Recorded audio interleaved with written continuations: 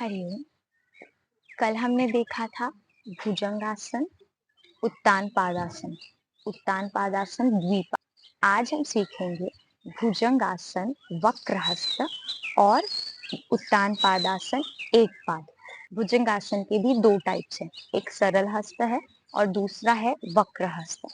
तो जिज्ञासा कि ये इसका नाम क्यों इस तरीके से है। अगर आप नाम के एक्सप्लेनेशन को याद रखोगे तो आपको आसनों के नाम याद करने में आसानी होगी। मैंने बहुत लोग को देखा है, उन्हें आसन तो आ रहे होते हैं लेकिन उसका नाम ही नहीं पता होता है।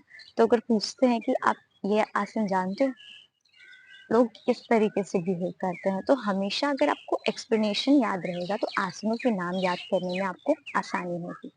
एंड दूसरी बात, जिज्ञासा कि ये क्यों है, और उसके बाद इसके क्या परिणाम हैं हमारे शरीर पे, क्यों लोग आसन करते हैं, क्योंकि हर एक आसन के अलग अलग परिणाम होते हैं हमारे शरीर पे।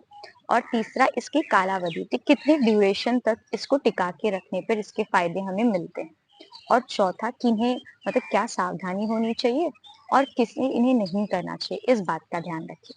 तो पहला, जब हमने कल सीखा था भुजंगासन सरल हस्त, तो भुजंग तो ये बिल्कुल उसी तरीके से है। इसकी जो फायदे हैं वो भी एक जैसे हैं, इसकी ड्यूरेशन भी एक जैसी है।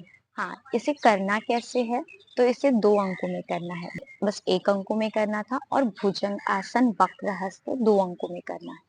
आप कहेंगे अगर इसके सारे फायदे सब कुछ सेम है तो हम एक ही करते हैं, 2 क्यों करें? तो इसमें स्लाइटली चेंजेस है। जो भुजंगासन सरल हस्त है वो आसान आसन है, मतलब और वक्र हस्त की आप कह सकते हैं पूर्व तैयारी है।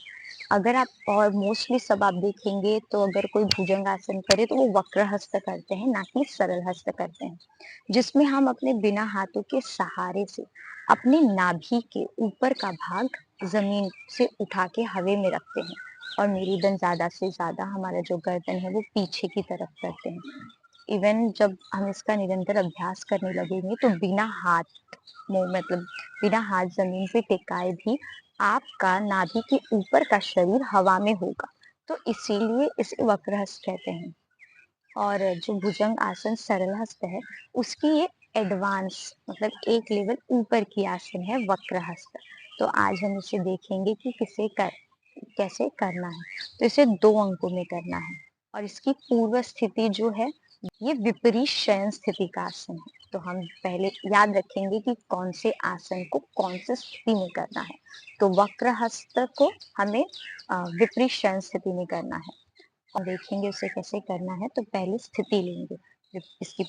ये हमने ली भुजंगासन विपरीत शयन स्थिति। पैर जो है वो ऐसे ना रखे बल्कि जमीन पे रखे, हाथ ऐसे ना रखे बल्कि ऐसे रखे। इसे 2 अंकों में लेना है। तो सबसे पहले हमारा जो शरीर है, हमारा जो हाथ है वो हम अपने सीने के बगल में रखेंगे। जो हाथ है वो छत की ओर नहीं बल्कि इस तरीके से होना चाहिए। उंगलियां जो हैं वो आसमान की तरफ, मतलब सीधी दिशा में, और वक्र हस्त करेंगे। एक में सर जमीन पे, ये एक की स्थिति हुई। सांस ले, सांस छोड़े, और सांस लेते लेते नाभि के ऊपर का हिस्सा उठाए जमीन से।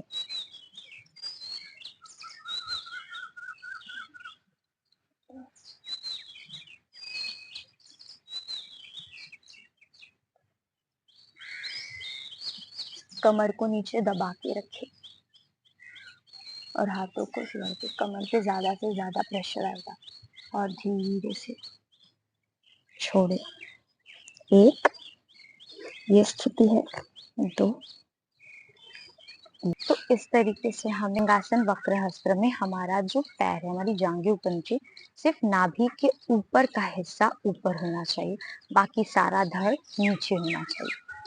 इस तरीके से करें। हमारे बेनिफिट्स, जो भुजंग आसन में बेनिफिट्स हैं वो भी मतलब सब सेम है, बस इससे ऐसा है कि अगर आप निरंतर अभ्यास करें तो बिना हाथों के पोजीशन, मतलब बिना हाथों के सपोर्ट के भी आप नाभि के ऊपर का हिस्सा बिल्कुल सांप की तरह उठा सकते हैं। इसलिए इसे भुजंग आसन वक्रहस्त कहा गया है। कल हमने देखा था द्विपाद उत्तान पाद आसन। कहा गया है क्योंकि जमीन से सिर्फ एक ही पैर 90 डिग्री में उठ रहा है, इसीलिए इसे उत्तान पादासन एक पाद कहा गया है। इसके फायदे भी बिल्कुल वैसे ही हैं, लेकिन ये थोड़ा आगे की उन्नत अवस्था है क्योंकि हमारा पैर एक ही जमीन से ऊपर उठा है, तो जो प्रभाव है हमारे जांघों पे और हमारे पेटों पे ज्यादा पड़ता है, इसलिए और इसीलिए इसके बेनिफिट्स ज्यादा हैं। तो द्विपाद उत्तान पादासन इसकी पूर्व तैयारी है एक पाद की, क्योंकि एक पैर जमीन पे है और एक पैर हवा में है, तो इसीलिए जो प्रभाव है इसका शरीर पे जो भी तान है वो द्विपाद उत्तान पादन की अपेक्षा इसमें ज्यादा होता है। और इसकी कालावधि मतलब शुरू में तो आप इसको 5 सेकंड 10 सेकंड तक टिकाएं, फिर जब आप प्रैक्टिस कर लेंगे तो आप इसे 20 से 30 सेकंड, आप जब प्रैक्टिस कर लेंगे तो इसे 1 से 3 मिनट तक भी इसकी कालावधि को आप बढ़ा सकते हैं। लेकिन शुरू में आप बहुत ज्यादा स्ट्रेस ना दें, 15 सेकंड 20 सेकंड जितना आपकी बॉडी की कैपेसिटी है उतना ही करें। तो हम पहले एक बात उत्तान पादासन कैसे करना है। तो इसकी पूर्व स्थिति उत्तान पादासन एक बात, तो इसमें जो हाथ है वो बिल्कुल इस तरीके से होना चाहिए और हमारे सांस इसे भी 2 अंकों में करना है। तो एक में धीरे धीरे सांस छोड़े, देखते हैं तो इसे 90 डिग्री में उठाना है, पैर को ऐसे मोड़े नहीं बल्कि ऐसे करें। तो देखेंगे आप यहाँ पर प्रेशर आ रहा है ज़्यादा, 90 डिग्री में ऐसे, ये 45 डिग्री हुआ, धीरे से इसे छोड़े। 90 डिग्री में आप अपने हाथों का सहारा इसे और ऊपर उठा सकते हैं, पैरों को ऐसे रखें। आप देखेंगे आपकी जांघों पर इसका एक विशेष प्रकार का तनाव उत्पन्न है। जमीन से ऐसे ना उठाए, पैर ऐसे ना करे, ऐसे ना करें, बल्कि सीधा रखिए जितना हो रहा है उतना। आप किसी का सहारा भी ले सकते हैं और धीरे धीरे पैर को जमीन पे रखें। देखा अभी कैसे द्विपाद उत्तान पादासन था, द्विपाद एक पाद उत्तान पादासन था। का जमीन से 90 डिग्री नहीं हो रहा है, वो 80 डिग्री है या फिर 85 ही है, तो कोई बात नहीं, आप धीरे धीरे प्रैक्टिस करते करते करते वो हो जाएगा। कभी कभी हर एक किसी की बॉडी जो होती है वो अलग अलग होती है, तो कुछ आसन जमते हैं, कुछ आसन नहीं जमते। जितना जमे उतना करो, वो धीरे इसका शरीर पे प्रभाव पड़ता है। आप जैसे ही एक पैर को उठाते देखेंगे आप अपनी जांघों में एक विशेष प्रकार का तनाव उत्पन्न होता है, तो उस तनाव को बस महसूस करें और बहुत ज्यादा एक्स्ट्रा ना करें, 5 सेकंड 10 सेकंड।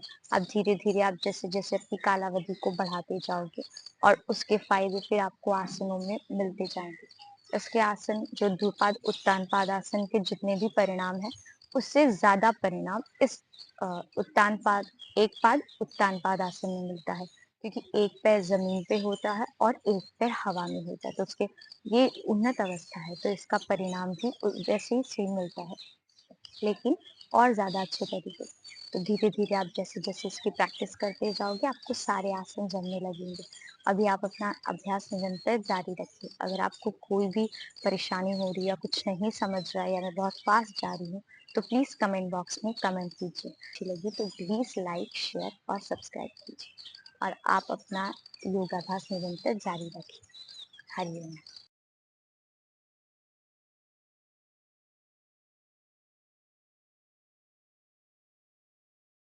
सीढ़ियाँ बैठ गई ऊपर कैमरे पे।